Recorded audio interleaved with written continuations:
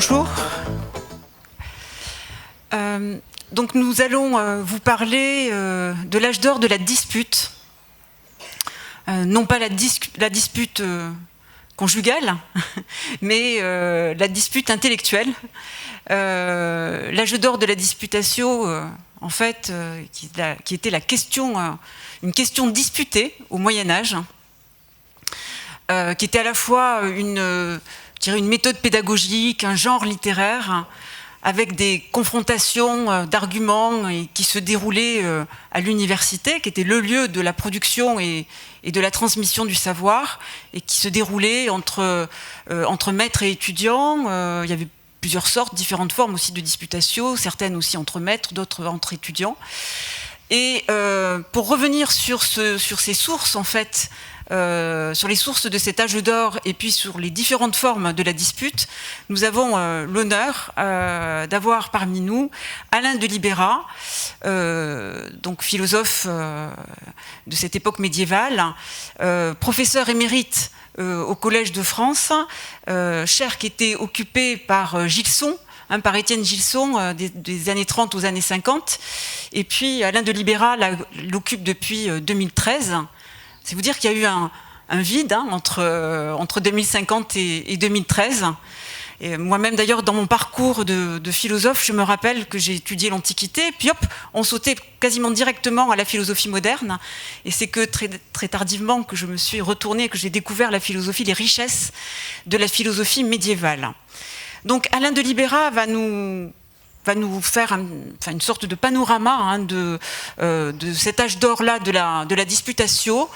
Et ensuite, je reviendrai, je terminerai sur le fait comment on peut s'inspirer aujourd'hui de la disputatio. Est-ce qu'elle peut nous inspirer pour renouveler des formes de débat et d'une association qu'on est en train, un petit groupe de philosophes, de théologiens, de romanciers aussi, de monter une association de disputatio contemporaine pour essayer de faire revivre cet âge d'or de la dispute. Mais je cède la parole à Alain de Libera. Merci infiniment. Alors bonjour à toutes et à tous, comme on dit maintenant. Première question. Le Moyen-Âge. En histoire, on doit périodiser, comme on dit. Qu'est-ce que j'appelle Moyen-Âge? Il y a toutes sortes de façons de construire un objet historique tel que le Moyen-Âge. On peut penser au Moyen-Âge politique. Je pense personnellement et exclusivement au Moyen-Âge philosophique, c'est-à-dire que la périodisation du Moyen-Âge du point de vue de la philosophie sera telle qu'elle ne présentera pas les mêmes bornes temporelles que celles qui caractérisent l'histoire politique. L'histoire politique s'intéresse en général à deux critères: l'histoire de la romanité, la romanitas, des deux empires, romains d'Occident et d'Orient, et de la chrétienté, christianisme occidental, christianisme oriental. La chute de la première Rome, 476, la chute de la deuxième Rome, 1453. Voilà les bornes du Moyen-Âge des historiens de la philosophie politique, pour parler à grands traits. Le mien, c'est-à-dire celui des historiens de la philosophie et de la théologie médiévale, a, disais-je, d'autres bornes. La première est 529, c'est-à-dire après Jésus-Christ, l'année durant laquelle l'empereur byzantin Justinien a fermé la dernière école philosophique païenne en terre chrétienne, l'école d'Athènes. La même année, l'autre école de philosophie païenne en terre chrétienne, Alexandrie, est passée au christianisme. Donc 529, c'est la fin de la philosophie païenne à Byzance. Et pour la fin du Moyen-Âge, je retiendrai la date de 1497, qui est une date universitaire. C'est la date à laquelle l'université de Padoue, en Italie évidemment, a créé la première chaire d'études de la philosophie grecque, en gros celle d'Aristote, à partir du texte grec et non plus du texte latin. Donc vous voyez, il y a un changement de paradigme qui concerne les langues et bien entendu la tradition de la philosophie et les langues qu'elle parle. Donc voilà la périodisation. Mais pour compliquer les choses, il faut bien évidemment se dire que les frontières sont poreuses et faites pour être déplacées, qu'elles sont contestées souvent. Et de toute façon, il faut également se dire que l'auteur auquel je viens de faire référence, à savoir Aristote, vivait en gros 500 ans avant Jésus-Christ. Donc entre 500 ans avant Jésus-Christ et 529, la date à laquelle l'école philosophique d'Athènes ferme, qui était consacrée à l'étude d'Aristote et de Platon, eh bien il s'est écoulé 1000 ans aussi. Donc vous voyez, quand on parle d'histoire de longue durée, les malheureux médiévistes ont à gérer à la fois l'histoire de la philosophie antique, l'histoire de la philosophie tardo-antique et l'histoire de la philosophie du Haut Moyen-Âge, l'histoire de la philosophie du Moyen-Âge, et pour finir, au fond, à se poser la question de savoir quand commence exactement la philosophie moderne. Bien, donc voilà le cadre. Alors, rassurons-nous, quand même un peu, je vais vous parler donc de la disputatio, c'est un mot latin, et qui fait référence à quelque chose qui prend sa réalité et trouve sa définition dans le monde latinophone et même dans le monde occidental, le monde européen occidental, qui est donc celui dont on peut reconstituer et la physionomie et l'histoire à partir de la création d'une institution qui fait toute la différence entre ce que j'appelle le monde latin, à savoir l'Europe telle qu'on peut plus ou moins se la représenter au Moyen-Âge, et son dehors, le monde musulman et le monde byzantin, qui n'a pas à proprement parler d'université avant la toute fin de son existence. Alors, voilà le cadre. Maintenant, le terme disputatio.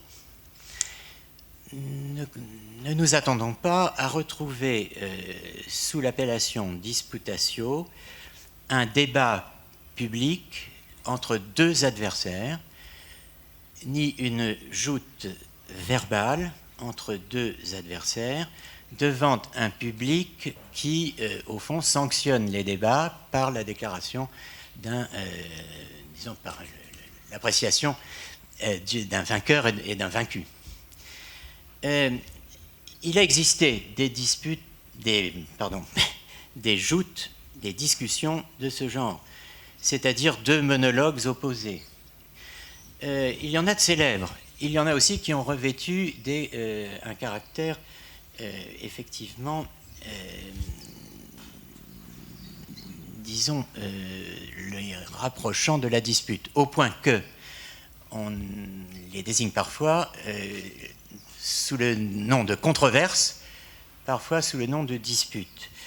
Alors, je veux quand même faire allusion à cela, à ces controverses, qui ne sont pas des disputes au sens universitaire du terme, qui va être celui dans lequel je vais prendre les choses dans quelques instants.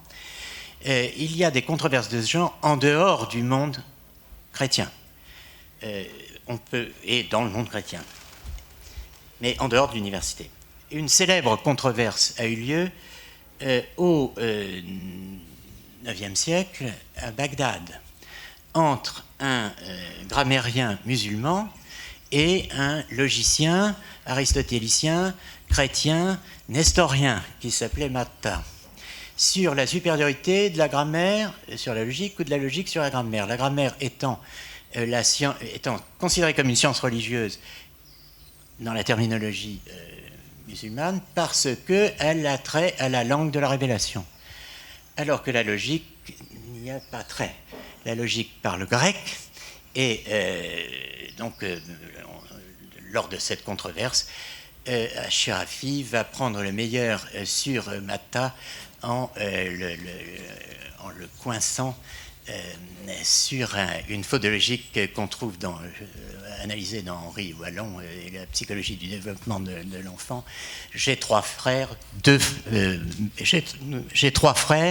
alors mettons Pierre, Paul et moi. Enfin, on confond l'appartenance et la relation. Bon, bref. Alors, il y a eu des débats de ce genre. Une autre célèbre controverse qui a été illustrée par un magnifique travail de Jean-Claude Carrière et la grande controverse de Valladolid, sur laquelle on pourrait dire quelques mots, mais vous voyez, mais qui fait s'affronter deux grands théologiens devant.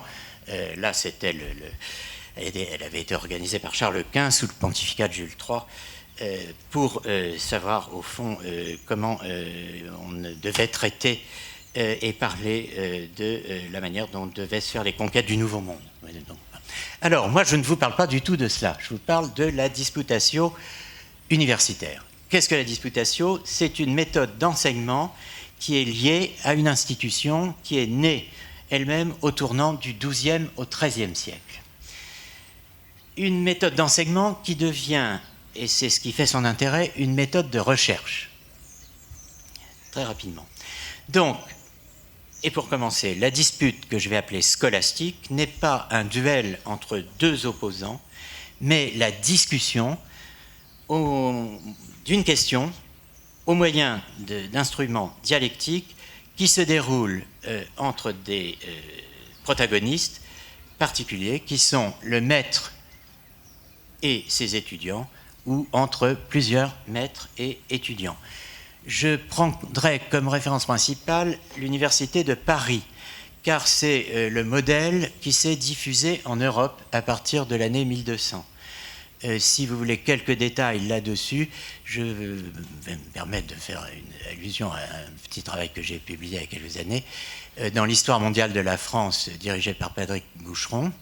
Il y a une année qui s'intitule 1215, le modèle français, n'est-ce pas, c'est-à-dire la création véritablement de l'Université de Paris, au sens où, en 1215, l'université qui avait été créée en 1200 reçoit tous les outils nécessaires pour fonctionner comme une entité autonome. Alors, l'Université de Paris est ma référence principale. La disputatio est née de la lectio, c'est-à-dire de la leçon. Qu'est-ce qu'une leçon? C'est une lecture. Qu'est-ce qu'une lecture? C'est le commentaire suivi d'une œuvre d'un philosophe ou d'un texte théologique, comme on va le voir, dont on a extrait des questions afin de construire des problèmes. Elle est devenue rapidement un exercice autonome, ayant donc une physionomie propre, ses lois et ses traditions, et elle constitue le second membre de ce qu'on pourrait appeler le trinôme des obligations du maître en théologie de l'Université de Paris, qui sont définies par les trois termes latins, legere, disputare, predicare. Legere, c'est donner des leçons sur des textes. Disputare, c'est ce qu'on va voir, c'est s'affronter à propos de ces textes sur des problèmes construits à partir de l'énoncé d'un certain nombre de questions. Et predicare, c'est tenir des sermons. Voilà. Alors,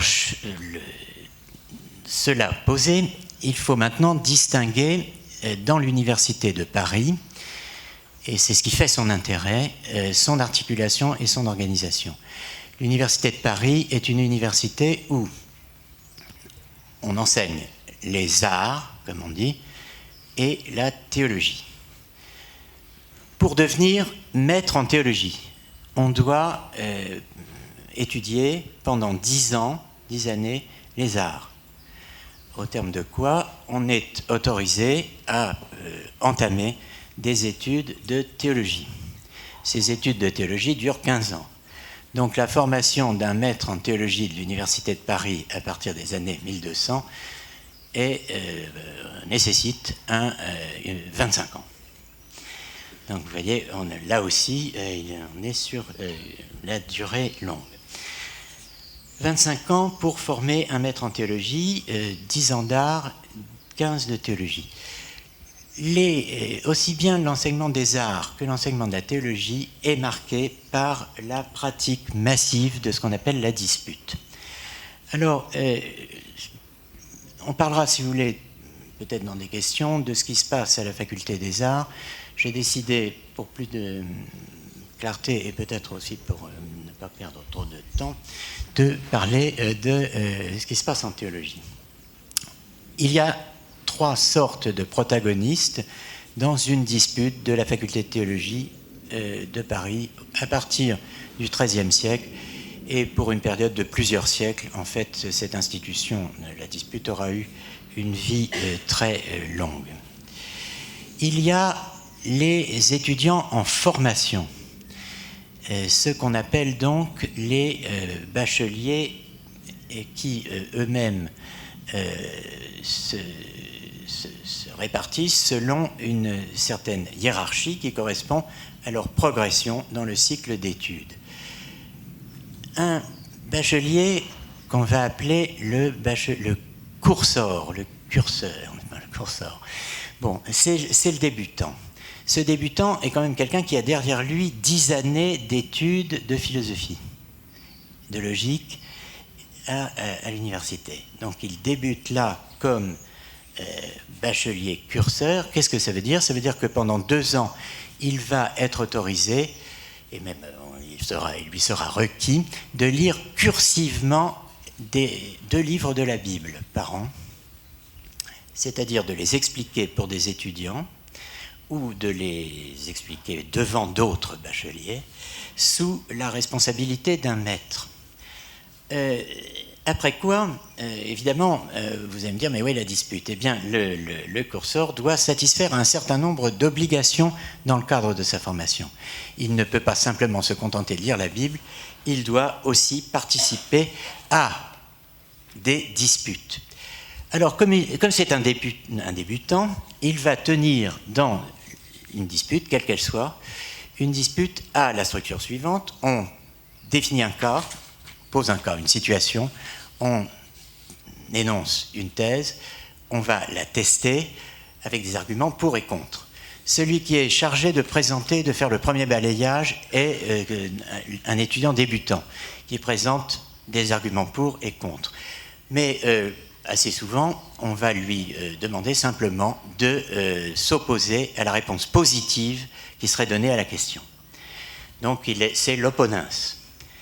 L'étudiant plus avancé, qui est celui qui, après les 2 années de lecture de la Bible, cursive de la Bible, va entamer, lui, un cycle de 4 ans, c'est celui qu'on appelle le bachelier sentenciaire. Le bachelier sentenciaire, lui, va se concentrer sur l'interprétation de ce qui est devenu, à la fin du XIIe siècle, le principal manuel d'enseignement de la théologie à l'université médiévale. Il a pour auteur un certain Pierre Lombard qui a tiré des traditions interprétatives de la Bible un certain nombre de questions qu'il a regroupées ensuite en 4 livres sous le titre de Sentences, dans lesquels sont posées des questions de théologie qu'on appellerait aujourd'hui dogmatique, qui doivent être d'abord exposées à fond, avec des arguments pour ou contre la réponse qu'on serait tenté de donner, ou que donne la tradition, ou que donnent certains auteurs.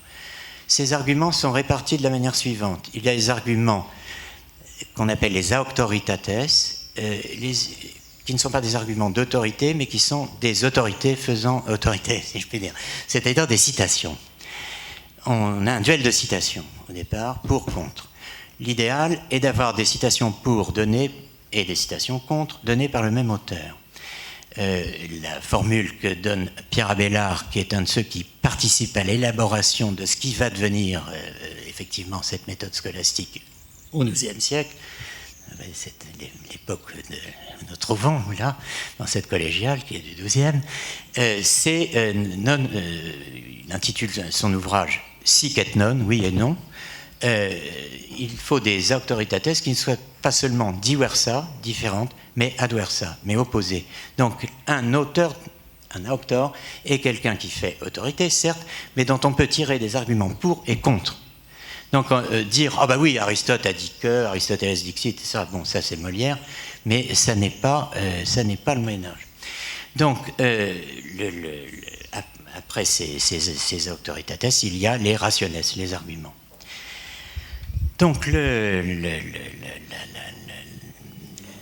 commentaire des sentences est la grande activité de l'étudiant qu'on appelle le bachelier sentenciaire. Bon, ce bachelier sentenciaire va devoir, lui, participer à toutes les disputes de l'université, cette fois avec le grade de répondant. C'est lui qui apporte des réponses. Et alors, il va évidemment, comme tel, avec le bachelier non encore formé, entrer dans tous les actes, si je puis dire, qui constituent les disputationes, dont je dois maintenant vous parler très brièvement, s'il me reste encore quelques minutes. Il y a plusieurs sortes de disputationes. Les plus intéressantes, évidemment, sont celles qui concernent les grands genres, disons, auxquels je vais me limiter là par nécessité. Il y a d'abord ce qu'on appelle la quaestio disputata, la question disputée, dont d'autres noms sont quaestio ordinaria, question ordinaire. Ces questions sont disputées sous la présidence d'un maître. Donc nous sommes en théologie, d'un maître en théologie, in scholis propriis, dans sa propre école, c'est-à-dire dans les écoles propres au maître. On est à 2 pas ici de la salle des Dominicains. Vous pouvez imaginer qu'une dispute pouvait se tenir, à Paris notamment, au couvent Saint-Jacques, n'est-ce pas, sous la présidence d'un maître. Alors, les bacheliers, l'opposant et le répondant argumentent pour et contre une certaine réponse donnée à une certaine question. Puis le maître reprend au premier jour lisible qui suit la séance, c'est-à-dire en gros 3 jours après, en général, les grands traits de la discussion, et il donne sa déterminatio, c'est-à-dire ce que l'on doit penser. Vous trouvez ça, par exemple, dans des textes de Thomas d'Aquin, ça s'annonce par « respondeo dicendum ». Je réponds, il faut dire que. Donc là, le maître dit ce qu'il faut penser, quelle est sa position. Il apporte une réponse au problème et, bien entendu, il va réfuter les arguments qui ont été donnés par l'opponens et il peut même, si le besoin s'en fait sentir et s'il l'estime fondé, réfuter les positions du bachelier qui a défendu sa propre thèse. Voilà. Alors c'est un exercice très difficile, c'est un exercice très fatigant. Et par exemple, pour Thomas d'Aquin, qui a enseigné, alors je ne fais pas la propagande pour Thomas d'Aquin, mais c'est quelqu'un de très intéressant de ce point de vue. C'est quelqu'un qui vient de l'étranger, c'est un Italien, qui vient à 2 reprises enseigner chez les Dominicains à l'Université de Paris. Il est, comme on dit, 2 fois maître régent en acte. C'est un très grand honneur. En général, on est maître régent de l'Université de Paris qu'une fois. Jamais 2. Il est un de ceux qui auront fait cela. Donc la première fois, c'était après avoir été bachelier sentenciaire à Paris, en 56-59, 1256-59, il a soutenu un certain nombre de disputes, ainsi qu'en 68, c'était hier, 72, durant sa seconde régence. Et vous allez voir pourquoi je dis que ce genre d'activité est éreintant, maître en théologie. Il a, Thomas d'Aquin, soutenu 253 disputations simplement pour ces questions disputées sur la vérité, à raison de 84 et 85 par année scolaire durant sa première régence à Paris. Il faut savoir que durant sa première régence à Paris, il a aussi soutenu 5 questions quodlibétiques dont je vous parlerai ensuite. Donc vous voyez, dans son second séjour, il a disputé 101 questions sur le mal, 21 sur le De Anima, 36 sur les vertus, 5 sur l'union du Verbe incarné. Donc on n'a aucune idée de ce que représentait le travail requis d'un maître en théologie de l'Université de Paris tant qu'on n'a pas pris la mesure de cela, sachant que pendant ces mêmes années, il écrit le début de la Somme contre les gentils, il achève, durant son premier séjour, la rédaction de son commentaire des sentences qu'il avait mené pendant les 4 années où il était bachelier sentenciaire. Vous imaginez, bon, c'est absolument épuisant, mais c'est le gros du travail d'un maître. 513 disputes. Ça veut dire que, en fait, on a 2 disputes régulières par semaine. Je ne sais pas quel professeur accepterait de se soumettre à cela aujourd'hui. Bon, à la place, il y a les réunions administratives, vous me direz, donc ça compense. Mais enfin bon. La dispute des quolibets, c'est l'autre grande forme de dispute. On l'appelle question extraordinaire, par opposition aux disputes ordinaires. On l'appelle aussi question ou dispute solennelle en raison de son importance, ou commune parce qu'elle n'est pas réservée à la seule école du maître, mais elle engage l'ensemble de la faculté. Générale pour le même motif et aussi peut-être à cause de l'étendue des thèmes traités. Des quolibets, en effet, ces questions peuvent traiter de n'importe quoi, et elle peut être posée ad voluntatem cuius libet, selon le bon plaisir de n'importe qui, autrement dit, par n'importe qui. Autrement dit, ça n'est pas un maître qui décide d'une question qu'il va traiter devant ses étudiants en organisant une discussion avec ses étudiants, c'est là des gens qui viennent défier un maître qui se soumet à cette disputatio des quolibets et qui lui pose un certain nombre de questions. Il faut imaginer qu'une question, qu'un quodlibet, n'est-ce pas, comporte évidemment un très grand nombre de questions, puisqu'on ouvre une session, et puis, voilà, on va dire c'est le quodlibet aujourd'hui, voilà, bon, vous allez poser une question, un tel va en poser une autre, et on va devoir répondre à tout. Il peut y avoir une quarantaine, une cinquantaine de questions qui sont posées par session de quodlibet. Alors, voilà une autre forme de dispute. Ensuite, il y a les disputes que l'on peut considérer comme faisant partie, cette fois, des actes solennels de l'université relatifs à l'accession du novus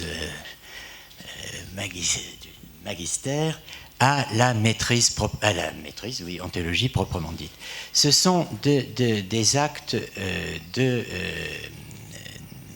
qu'on pourrait appeler de séance inaugurale, si vous voulez. Alors très rapidement, les actes de maîtrise pour un théologien qui a effectué ses 10 années d'études des lettres, qui a fait ses 2 années de bachelier curseur, qui a répondu comme opponens dans les disputes des autres, qui a argumenté comme opponens dans les disputes des autres, qui a répondu comme baccalaureus responsalis dans les disputes des autres, eh bien, va enfin accéder à la maîtrise proprement dite. On va lui conférer sa barrette et en échange, il doit participer à 4 disputes solennelles. Alors, il y a, et je termine avec ça, les vespéries et l'aulique. Alors, les vespéries, il faut imaginer ce qu'est une journée académique à l'Université de Paris. Dans les arts, le matin, on dispute, l'après-midi, on commente. En théologie, c'est l'inverse. Et les actes de maîtrise, qui représentent le maximum de solennité que peut connaître l'université médiévale, exigent la présence de toute la faculté. C'est-à-dire que l'ensemble de la faculté de théologie, par exemple à Paris, est là. Alors le futur maître, qu'on appelle le magister aolandus, qui sera autorisé à pénétrer dans l'aula, ou Lola, enfin ça dépend comment on prononce, mais AULA, n'est-ce pas, va soumettre 4 questions à la communauté. Il annonce: je traiterai de 4 questions. Elles seront discutées donc dans 2 séances qu'on appelle les Vespéries d'une part et l'Aulique de l'autre. Les Vespéries, c'est vêpres. Bon. Donc on va discuter en gros à partir de 17h, n'est-ce pas? Bon, ce qui prouve qu'on a confiance dans les capacités des gens à tenir longtemps, y compris le soir. Mais bon. Alors, les Vespéries se déroulent dans l'après-midi autour des 2 premières questions soumises par le maître. J'insiste là-dessus parce que c'est extrêmement amusant et on voit à quel point, enfin extrêmement amusant, ça m'amuse moi, mais on voit à quel point l'université est un endroit où on travaille en commun, où la recherche de la vérité se fait collectivement et où au fond il n'y a pas, je veux dire, c'est l'ensemble de la communauté qui fait un acte de recherche en commun. La première, les Vespéries comportent 2 actes, donc. La première question qui a été soumise est discutée uniquement par des bacheliers, y compris le bachelier chéri, si j'ose dire, du maître, qui est en gros son assistant, si vous voulez, on dirait. On l'appelle expectiva magistrorum. C'est celle où on attend les maîtres. Les maîtres ne sont pas encore entrés en lice. C'est un spectacle, hein, mais les maîtres ne sont pas... on les attend, mais c'est pas eux qui parlent ce jour-là. Enfin, à ce moment-là. Ensuite viennent les Vespéries proprement dites, après ce lever de rideau. Alors là, c'est la 2e question qui a été proposée, qui est traitée par le futur, celui qui aura traversé l'épreuve des Vespéries, qu'on appelle le Vesperiandus. Bon, il est sur la sellette, et celui qui préside est le magister aulator, celui qui règne sur l'aula et qui est au fond l'équivalent d'un directeur de thèse, on dirait aujourd'hui. Bon, alors, là, le futur maître affronte 2 des maîtres les plus anciens. L'aîné qui pose le problème soulevé par la question et qui donne ensuite ses arguments pour une certaine réponse avec un certain nombre d'arguments. Et le futur maître répond et on recommence ça 3 fois. Puis le 2e maître présente des objections contre les réponses et les prises de position qui ont été celles du futur maître dans le cadre de sa polémique, de sa discussion avec le plus vieux. Bon, ça n'a lieu que 2 fois. Le magister Novus répond, mais il dit voilà ce qu'il faut penser, et ça clôt la séance. Il y a ensuite des discours, et voilà, tout le monde est content, mais ça n'est pas fini. Quand même, on lui donne la barrette, et voilà, il est prêt pour le dernier acte, qui est l'Aulique, qu'on appelle la Quaestio Magistrorum. Alors, ces maîtres qu'on attendait dans l'expectatio magistrorum arrivent enfin en majesté pour la dernière dispute. Et là,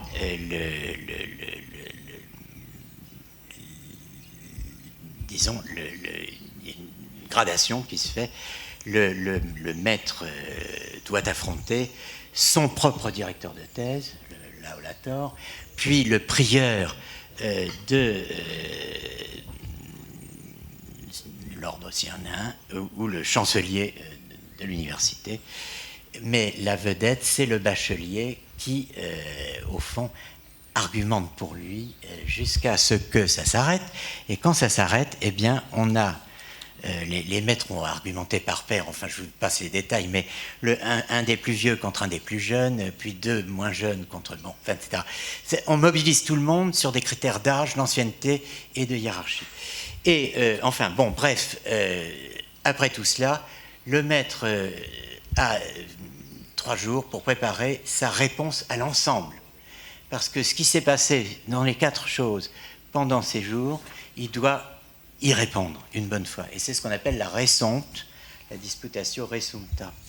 Donc voilà, il sort de là lessivé, inutile de vous le dire, mais maître, et donc on imagine content. Donc après, alors je ne dirais pas qu'il se la coule douce, mais puisqu'il y a toutes les activités que j'ai dites, mais sur une année académique, il y a un moment où tout le monde peut enfin souffler, où s'achève ce qu'on appelle le grand ordinaire et où commence le petit ordinaire. Et je m'arrête là. Le petit ordinaire, c'est ce qui correspond à peu près à nos vacances d'été. C'est-à-dire qu'en fait, c'est fin juin jusqu'à la fin de l'année académique, qui est donc le 13 septembre, l'année académique commençant le 14 et se poursuivant jusqu'au 13 de l'année suivante. Durant le petit ordinaire, les maîtres soufflent, les étudiants sont appelés à travailler, quand même pour ne pas s'endormir complètement, et ils participent à ce qu'on appelle la disputatio sorbonica, qui est une dispute qui ne concerne que les étudiants, qui doit avoir lieu une fois par semaine et qui se déroulait au départ dans le collège de Sorbonne, puis qui a été étendue à l'ensemble de l'université de Paris. Je termine en insistant sur cette notion de collège. Le collège de Sorbonne, collège. Et il faut savoir que dans le petit article que j'ai fait sur 1215, Patrick Boucheron avait eu l'idée de multiplier les relations entre les articles pour cette histoire mondiale de la France. Et j'ai eu comme partenaire, si je puis dire, lointaine et sans savoir que ça serait elle, une personne qui a écrit l'année 1793, c'est-à-dire l'arrivée de la première girafe au Muséum d'histoire naturelle. Donc on peut se dire que se passe-t-il ? Eh bien, il se passe simplement que 1793, c'est aussi l'année où ont été supprimés les collèges et où l'Université de Paris a cessé d'exister comme telle. Ce qui fait que si on se demande quand a fini le Moyen-Âge, eh bien, elle a fini avec la République. Et avec la suppression de l'Université de Paris et la suppression des collèges. Vous avez partout des collèges. Bon, dans Paris, il reste un mur, il reste une pierre, il reste un nom, le couvent des Jacobins, etc. Mais de tous les collèges qui existaient, aujourd'hui, en acte, il ne reste plus que le Collège de France, qui a été le collège royal, qui a commencé comme en 1530 sous le titre de Collège des lecteurs du roi. Vous voyez, alors quand a fini le Moyen-Âge ? 1793, avec l'arrivée de la première girafe au Muséum d'histoire naturelle. Voilà. Merci.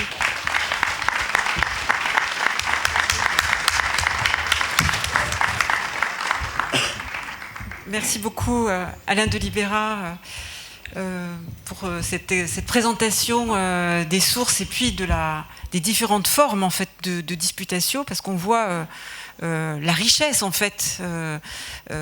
C'est pas simplement une confrontation, mais elle peut prendre des différentes formes. Et puis, ce que je retiens aussi de votre intervention, c'est que c'est pas un duel, parce qu'on pourrait penser par rapport au concours d'éloquence, par exemple, qu'on a vu hier soir. Évidemment, il n'y a pas de joute oratoire, finalement. Ce ne sont pas des monologues. Ce sont pas des monologues. C'est pas des monologues. Et puis c'est pas non plus. On n'est pas dans le duel non plus. On n'est pas dans la joute oratoire où il s'agit simplement de vaincre l'adversaire, en fait. C'est un acte collectif. Voilà. C'est un processus collectif. C'est un dispositif de pensée qui fait appel à un processus en fait collectif où on recherche la vérité finalement en commun, à plusieurs, avec plusieurs intervenants, avec toute une hiérarchie, maîtres, étudiants, différences de collège aussi. Ce qui m'intéresse beaucoup, moi, c'est de voir que le bachelier débutant est appelé à participer à la recherche de la vérité, à l'élaboration d'une doctrine ou au moins d'un questionnaire, au développement d'une argumentation, et il se forme en quelque sorte en étant associé au jeu. Oui, c'est ça. En fait, c'est un processus, c'est une méthode pédagogique très active, en fait, et qui suppose une participation de l'étudiant et du bachelier, hein, déjà à l'élaboration en fait du savoir. Donc on n'a pas ce cours magistral du maître avec la position un peu passive de l'étudiant qui reçoit. Enfin, il y a vraiment une invitation à participer de manière active à l'élaboration du savoir. Ça, je trouve que c'est vraiment un point très, très intéressant. Et alors, je ne sais pas, avec cette dimension aussi, cette dimension collective, bon, nous, il nous a semblé intéressant de nous intéresser à la disputatio. D'abord parce qu'on constatait que nos manières de débattre sont finalement assez pauvres. Soit on a de longs monologues, hein, finalement des monologues successifs, sans qu'il y ait de véritables conversations où on puisse se répondre, ou alors on est tout de suite dans la polémique, où il s'agit de déconsidérer finalement, hein, de prendre à partie l'adversaire et puis de déconsidérer sa position. Là, il y a tout un apprentissage où on rentre dans la pensée en étant capable de développer le pour et le contre, hein, cette double argumentation, et donc où il faut être capable finalement de se mettre aussi à la place de celui qui ne pense pas comme nous, voire même où, je dirais, où il faut prendre appui finalement sur ce que dit celui qui ne pense pas comme nous pour s'élever et aller au-delà. Donc en fait ça nous a, cette démarche, ce processus collectif finalement qui vise la recherche de la vérité en commun ça nous paraît vraiment salutaire d'essayer de le redécouvrir et puis de le réinterpréter, parce que évidemment il ne s'agit pas de reprendre, hein, de répéter cette tradition, mais d'une certaine manière de la réinterpréter. Et donc d'essayer de la réinventer un petit peu aujourd'hui en se demandant à quoi elle pourrait répondre, à quoi aujourd'hui la disputatio finalement pourrait répondre, en quoi elle pourrait nous aider aujourd'hui, alors qu'on voit, je dirais dans les médias bien sûr, la notion de débat même disparaître. Il y a une grande revue qui s'appelait Le Débat, hein, dirigée par Marcel Gauchet, et un des arguments de Marcel Gauchet, ça a été de dire finalement aujourd'hui j'arrête la revue Le Débat parce qu'on ne peut plus débattre. Mais on voit ça aussi à l'université finalement. L'université n'est plus vraiment un lieu de débat. Et voire même c'est un lieu où certaines positions adverses sont justement, parce qu'elles sont adverses, déconsidérées, perçues comme indésirables et nulles. Donc il n'y a pas vraiment de possibilité, voire le débat en fait n'est plus souhaité avec celui qui ne pense pas comme nous, hein. Donc retrouver aujourd'hui cette ouverture finalement, hein, de la disputatio, cet esprit d'ouverture de la disputatio nous paraît vraiment un enjeu déterminant pour éviter de nouvelles formes de censure telles qu'on pourrait les voir poindre, enfin revenir, pas simplement dans le débat médiatique, mais aussi dans cette institution de production du savoir et de transmission de savoir qu'est l'université. Alors peut-être, mais en faisant une conversation un petit peu avec vous, je vois que vous éteignez beaucoup, la période du Moyen-Âge s'étend considérablement avec vous, hein, jusqu'au XVIIIe siècle. Je me dis, au fond, dans mon parcours d'étudiante de philosophie, la pensée moderne, on va dire la modernité, on la faisait commencer quasiment avec Descartes. Et je me dis, au fond, est-ce que le passage... mais je pense que c'est plus complexe que ça. Mais est-ce que le passage de la disputatio à l'université à cette autre forme de pensée finalement qu'est la méditatio, telle qu'elle peut prendre forme, mais déjà avec Montaigne dans ses essais, avec Pascal dans ses pensées, mais je dirais de manière vraiment avec Descartes, dans le discours de la méthode ou dans les méditations métaphysiques, où le philosophe assume ce geste en fait d'une pensée qui dit je, hein, d'une pensée qui dit je, et qui prend la responsabilité de développer une pensée personnelle et de suivre le cours en fait de ses pensées, même si évidemment cette expérience de la solitude que Descartes d'ailleurs valorise, que ce soit dans le discours de la méthode ou dans les méditations métaphysiques. Bien sûr, il ne s'agit pas, le philosophe ne pense pas de manière isolée. Cette expérience de la solitude n'est pas celle d'un isolement, c'est-à-dire lui-même, Descartes, répond à toute une tradition, il entre en conversation avec toute une tradition, il répond à des objections, donc on retrouve cet élément-là aussi de la disputatio, mais je dirais que la méditation, est-ce que on pourrait dire ça, est-ce qu'à l'époque moderne, la méditation, d'une certaine manière, est-ce qu'elle ne cherche pas à rompre avec la dimension rhétorique que peut avoir la disputatio, comme un exercice un petit peu rhétorique et académique. Voilà, c'est une des questions. Écoutez, les humanistes ont fait grand tort à la disputatio. Effectivement, pour le plus grand plaisir des lycéens, quand ils avaient l'occasion de lire plus de 2 pages de Rabelais, mais effectivement, il y a la dispute sur le vol des cloches de Notre-Dame par Gargantua, où effectivement, face à cette catastrophe, on décide de faire venir 2 grands théologiens scotistes pour organiser une disputatio afin de savoir quoi faire. Donc, alors effectivement, le nom même des théologiens en question vous donne à penser ce que Rabelais associe en matière de sérieux au contenu de l'entreprise, disons, il s'agit d'un côté de Jus Bandouille et de l'autre de Janotus de Bracmardeau. Donc c'est quand même relativement obscène, mais on rit et on oublie. Mais le passage en question ridiculise la disputatio dans sa dimension logique en faisant intervenir des termes latins dont l'un est absolument fondamental dans l'histoire de la théologie et de la grammaire et de la logique médiévale et moderne, puisque c'est le terme de suppo en français, de suppositum en latin, qui correspond plus ou moins à ce qu'on pourrait appeler le référent en linguistique. Mais bon, je laisse ça de côté. La dispute a eu mauvaise presse, effectivement, chez les humanistes, mais bon, cela dit, l'allusion que vous venez de faire, excusez-moi, à Descartes est très intéressante, puisque d'une certaine façon, on passe dans le titre même de ce qui va, comment dirais-je, assumer la tâche de la construction d'une métaphysique, on passe de disputatio à méditatio, très clairement, dans le passage des Disputationes de Metaphysica de Suarez, un des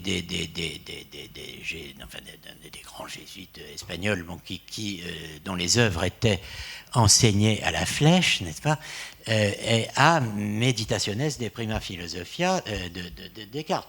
Descartes substitue lui-même la méditation à la disputatio, parce qu'il ne dispute avec personne.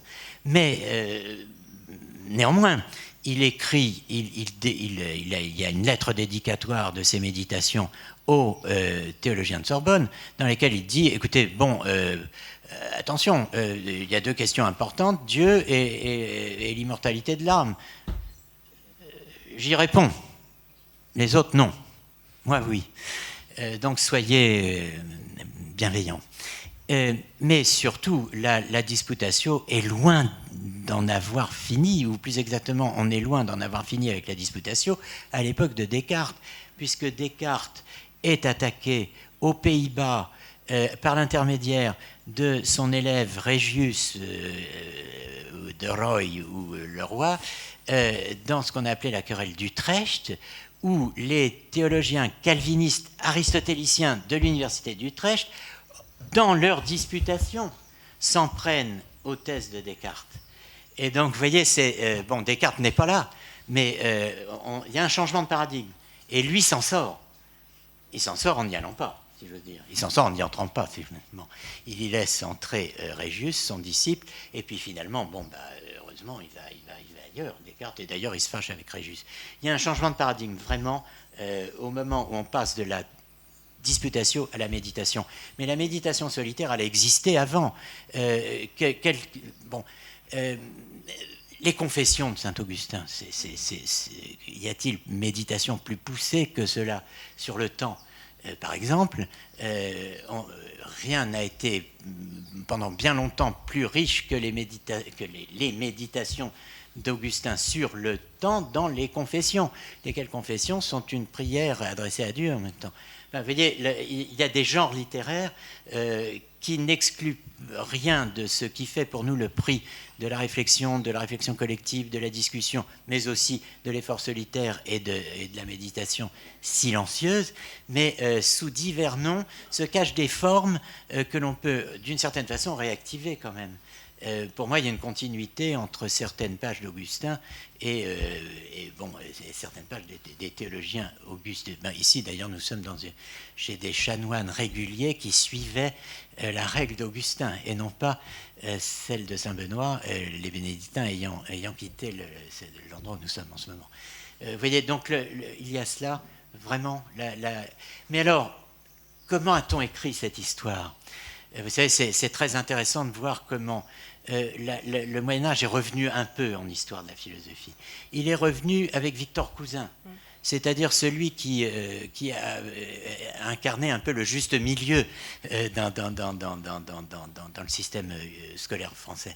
Bon, il a cette phrase extraordinaire. Abélard a donné la scolastique au monde, n'est-ce pas ? Donc la France a donné et Descartes l'en a débarrassé. Donc le Moyen-Âge est compris entre Abélard qui a inventé la scolastique et Descartes qui s'en est débarrassé. Mais vous voyez comment on se représente l'histoire de la philosophie, et Cousin, qui a beaucoup fait pour l'histoire de la philosophie, a été le premier éditeur des œuvres d'Abélard et le premier éditeur des œuvres de Descartes, au fond, des œuvres complètes. Donc il y a là quelque chose d'intéressant. Moi, je pense que la coupure entre méditation et disputation est quand même un événement saillant. Mais alors, comment faire revenir la disputation ? Mais il faut la faire revenir dans un lieu qui semble construit pour se passer d'elle, en fait, et qui n'existe qu'à l'exclure, finalement, puisque vous venez de décrire l'université actuelle. Bon, c'est le monde de la thèse courte. Passé 5 ans, si vous dirigez le travail de quelqu'un, vous devez commencer à pratiquer des génuflexions, des demandes instantes pour obtenir une année supplémentaire pour le chercheur ou la chercheuse. Disant, oui, c'est d'accord, une 6e année, mon Dieu, mais, etc. Bon, c'est la thèse courte, et puis, bon, vous voyez, enfin, tout le monde sait comment ça se passe. On est loin de la recherche collective du vrai. Et loin de ce que disait Thomas d'Aquin à propos de disputes. Il disait il y a trois obstacles qui nous empêchent de découvrir la vérité par la dispute. Je dis bien découvrir la vérité par la dispute. Ces 3 impedimenta, ces 3 obstacles sont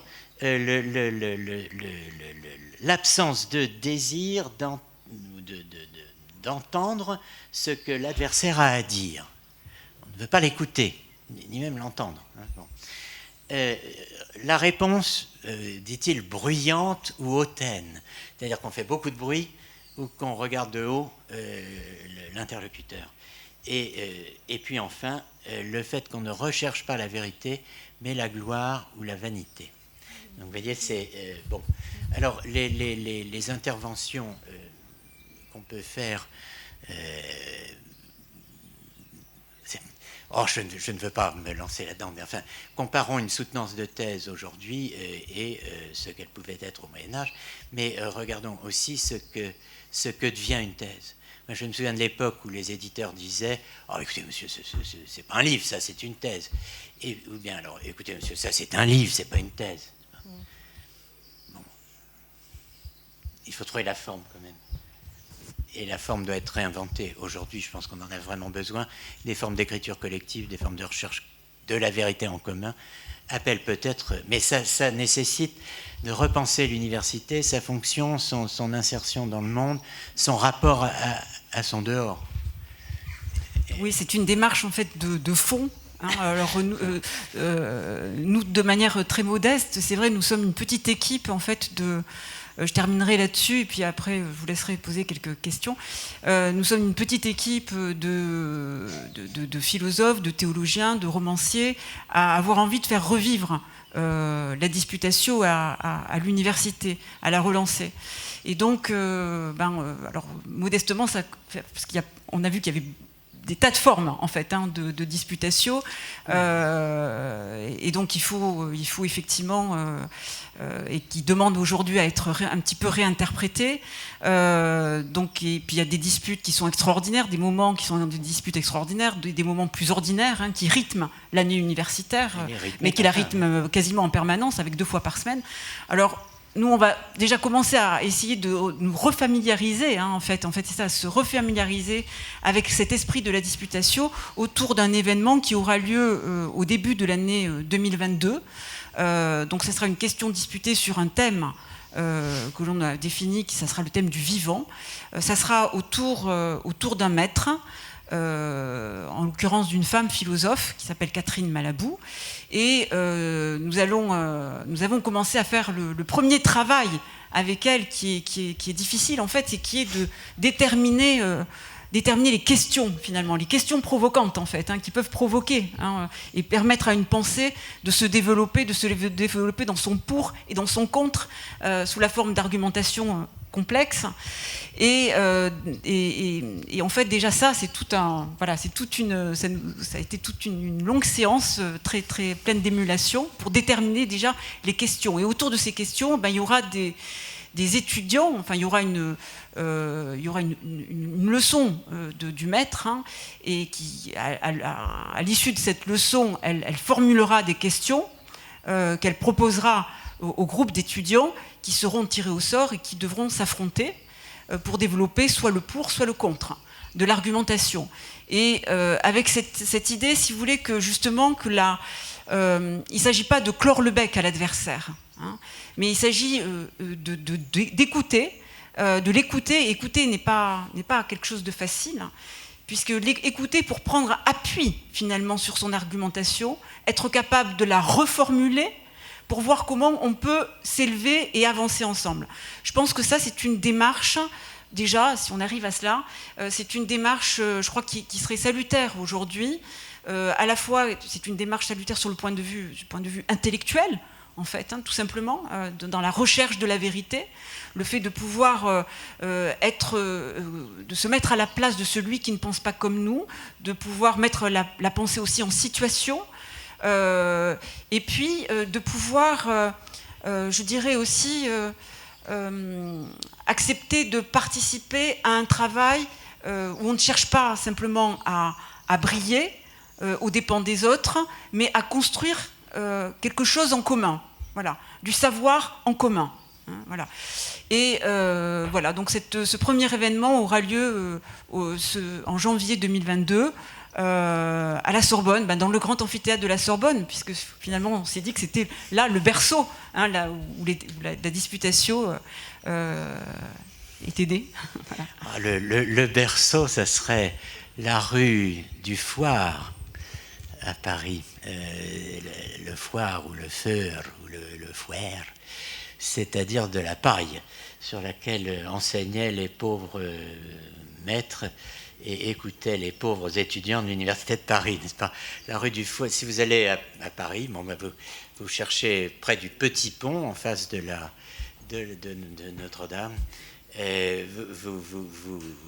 vous trouvez la rue Galande, qui correspond à ce qu'on appelait la rue Garlande, ou de Garlande au Moyen-Âge, et la rue du Foire, et évidemment la rue Dante, qui ne s'appelait pas comme ça au Moyen-Âge, mais qui correspond à l'emplacement historique des petits collèges, des petites écoles plus exactement, où enseignaient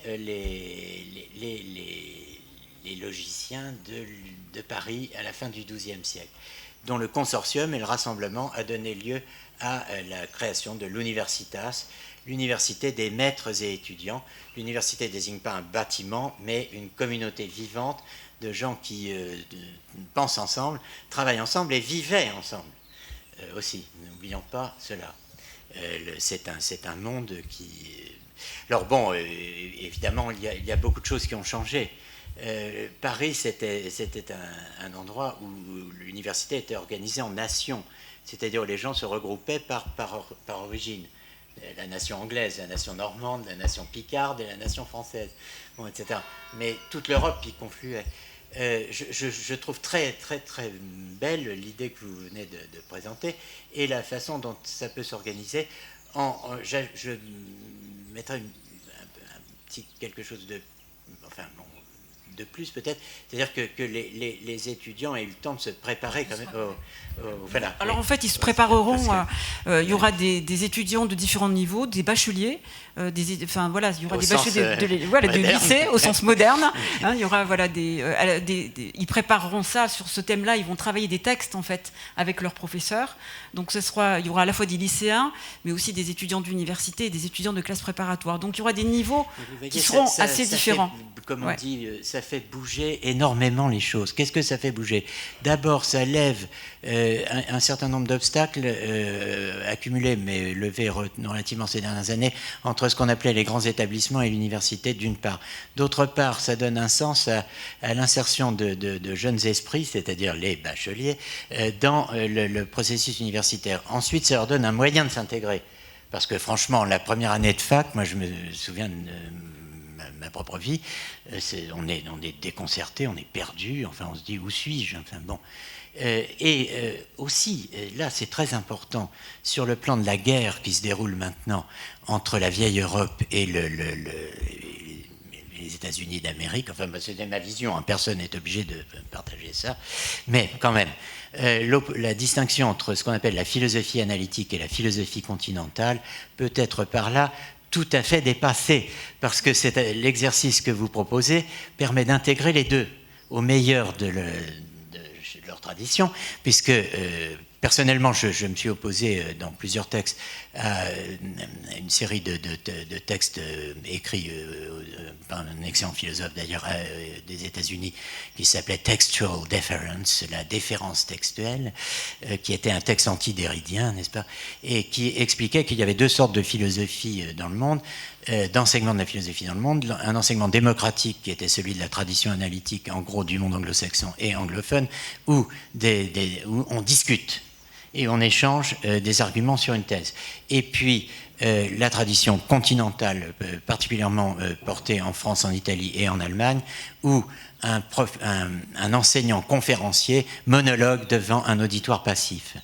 Et ceci serait antidémocratique et imposerait des pratiques de reproduction du savoir passive, de transmission verticale, enfin tout ce que vous voulez. Il me semble que là, avec ce que vous décrivez, qui combine tous les actes qui sont nécessaires, au fond, à l'intervention publique et privée. Parce que quand on prépare son intervention, on va réfléchir, on va être dans la méditation. On est aussi dans le loupé, on se rate. Enfin bon, etc. C'est très formateur, mais surtout si on ne se sent pas dévalorisé pour autant. Écoutez, merci Alain de Libérin. Je voulais rappeler deux ouvrages parmi votre longue liste d'ouvrages. Ça, c'est pour les étudiants. Mais, voilà, la philosophie médiévale, dont c'est la 3e édition au PUF, et puis aussi, que sais-je, un petit que sais-je sur la philosophie médiévale. Voilà, deux ouvrages formidables pour découvrir, et vous trouverez des éléments vraiment très intéressants si vous voulez approfondir un petit peu ce que c'est justement que la disputatio. Et puis si vous voulez en savoir plus sur disputatio contemporaine, nous sommes en train de créer le site, donc qui sera prêt, je pense, autour du mois d'octobre-novembre, et vous pourrez vous inscrire en tapant disputatio contemporaine, vous pourrez vous inscrire pour venir assister à cet événement, donc qui aura lieu en janvier 2022. Voilà, et qui s'appellera donc disputatio. Voilà, il suffira de taper disputatio contemporaine. Merci beaucoup.